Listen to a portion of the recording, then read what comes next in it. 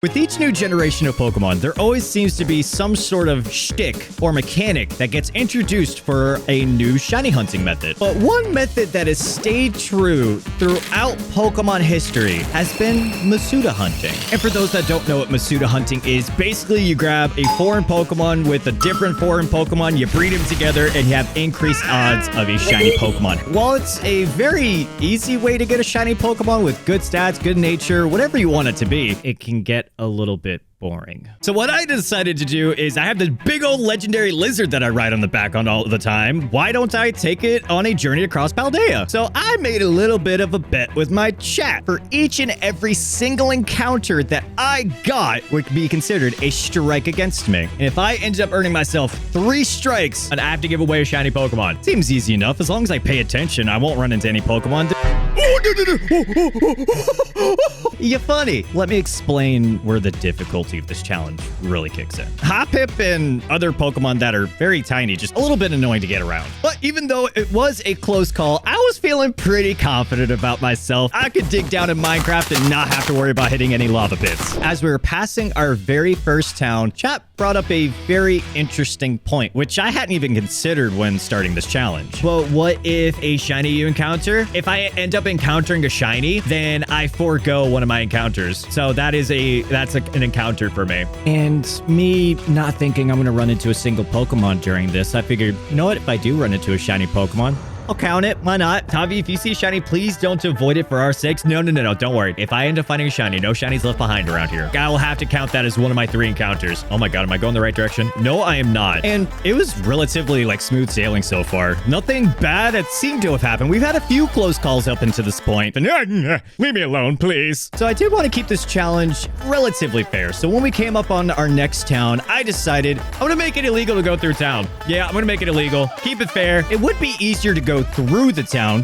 avoid a Pokemon entirely. But what fun is that? Going around the bend and see what we can do. No towns, chat. I will avoid towns at all costs. They are the plague. That's where everybody's at. And the best way to avoid people is to stay out of town. So I decided to up the ante. I will go through Lagtree Forest. We'll make it a little bit spicier here. Let me explain. For whatever reason, Pokemon Company decided that Scarlet and Violet was perfectly fine as is. No issues whatsoever. No frame drops. This game was perfectly optimized. Unless you go into this forest where you're running at a maximum of about 10 frames per second, but the Pokemon still work in their native 30 frames a second. So you'd have Pokemon like Shroodle, Impidimp, Bungus hiding in the grass, never knowing what's going to happen, and you're just running straight towards them. It could potentially be an encounter that you never saw coming, or if your game is about to explode. We're making pretty decent progress. I would say that we're about 45% way done around Paldea at this point. When I came to the realization, when was the last time that I hatched a Froakie egg? So the whole point of this challenge is to be breeding for shiny Pokemon. I needed to go back to where I'd hatched my last egg. Oh my god, I'm losing so much progress. So not only had I adventured all the way to Medallion, but I had to go all the way back to Castle Parappa. I have a very tough time pronouncing names, don't at me. I wasn't too worried about it. It just made it feel like the challenge was longer than what it should have been. Oh, such a smooth brain. Well, I guess it is what it is. And of course, you know how chat is. They had to make fun of me because big dumb streamer, man, do big dumb thing. No! Okay, I know. It's not a huge deal. It's only one Pokemon. We hadn't failed the challenge. That's strike number 1. Oh, dude. I mean, come on. Literally anybody could have made that mistake, right? But it didn't matter. Moving on. No, Satala, you better stay your pretty little butt over there. But our journey was only just starting. Dalizapa Passage was probably the halfway point towards our cycle around the Paldea region. And even though this place doesn't seem that intimidating, there are a bunch of very tiny Pokemon running around all the time. I know why you do this to me, but as long as I took it easy, I'd be able to get through there, right? Can't wait for the moment when Tavi finds the shiny. If I find the shiny! Well, then, of course, this happened. Froakie, please end this challenge for me as quickly as possible. Be nice to me. That's a shiny Larvitar, isn't it? Okay, I'm not gonna be mad about this. Oh, no, dude! Strike 2 happens to go to a shiny Pokemon. I've never been so disappointed. I ain't mad at to see a shiny ever in my life. As long as I didn't run into any more Pokemon during this challenge, I'd be able to keep the shiny Larvitar. Why would you triple shake and break out? But here's the thing that's really tricky about this challenge. There are some Pokemon that thoroughly enjoy walking up to you and giving you a nice housewarming gift. I think that's my last Brokey, so I need to switch out eggs here. All right, let me see. That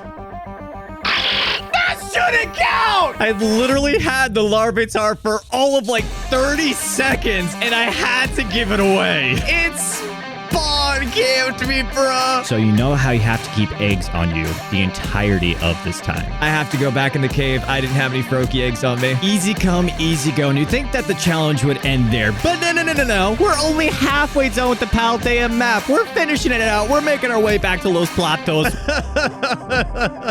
But it was indeed time to take on the challenge we had been dreading all along. I need to go through Lagtree thicket. I may have also happened to get a little bit lost during this challenge too, and I had to ask for directions from a tiny little puppy. Where did you even come from? But then I also realized that's strike 4. That's so stupid! I got robbed out of my 4th encounter. Absolutely schmackledorf. But I do need to go through Lagtree thicket. I don't know what it is about this portion of the game, but literally every single turn I made, it looked like there was a Pokemon sitting right there, ready to snipe me out of the sky. I was targeted! Needless to say, I was not the biggest of fans. And honestly, besides this Oinkledge almost running into me, it went relatively smooth. But as soon as I find my first exit, you know your boy's getting the heck up out of here. All right. Who was in the bush? I was this close to getting my 2nd encounter, chat. Well, besides this fungus, but I just want to witness childbirth. I almost landed on top of a fungus. I understand. Miracle of life. It's a once-in-a-lifetime thing. Fungus, you better stay in your corner. And we made our way out the other side. Please tell me I got the exit. I got to the exit. Let's go. Oh my God. That's an egg hatching. Oh, my God.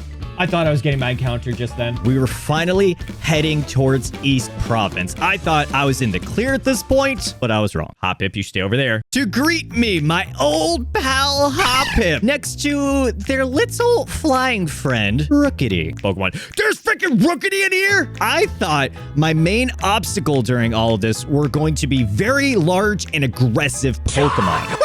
So small! And in all reality, the biggest Pokemon are the ones that you can see coming. The biggest threat to this run, while you're hatching eggs, would you know, were the Pokemon that you can't see coming. Oh! Don't say got him, Zadal! Don't say got him! And just like that, how close am I to finishing out this lap around Paldea? I am not close in the slightest. Now, I don't know if you've noticed a theme so far with my encounters. Let me find out, big dog. I knew it was gonna be a Rookity! I knew it! And just like that, I had to give away a second shiny Pokemon. You stupid bird. I hate your evolution. But hey, at least the game was nice. It gave me this. Oh, that was a bit sharp. I don't get this game. I'm losing my mind right now, Chad. I don't think you understand. This game's at least giving me shiny Pokemon to give away, right? Uh-oh. But wait, am I in the final stretch? Ooh. I realized that this challenge might be a little bit more difficult than what I initially thought. All right, Fido, if you can just stay over there and witness the miracle of birth without running into me, I would very much appreciate you. You too, Wigglybuff. You stay your merry little butt over there, okay? Please stop walking towards me. I mean, hey, I got around it perfectly fine. Easy peasy. I'm gonna make it. And here we go. I made it, Chad. So daggone stressful. I don't think you understand. Everybody, make sure you put in exclamation point code because I have 2 Pokemon I need to give away here. Enjoy your new home. Wait a minute. AJ said... Y'all are rude. And I still don't even have the Froakie.